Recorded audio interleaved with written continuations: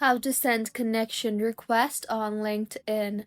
Hello everyone, I am Vishaka and welcome to our channel. Now let's get right into the tutorial. Firstly, go ahead and open LinkedIn on your device. Here, make sure you are signed in and now tap on the My Network option you see there. On the left side toolbar, you will see the option for connections.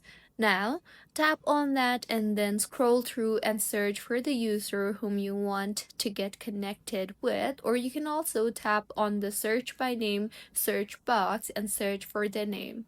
Now, tap on the message option you see there and further go ahead and type in your message that you want to send to the user, and with this, you will be able to connect with the user. Or you can also simply tap on the message option on the bottom right of your screen and scroll through and search for the person that you want to connect with. Or you can also tap on the search bar and search for the person that you want to connect with, and the message box will appear. You can simply type in your message and further get connected with them.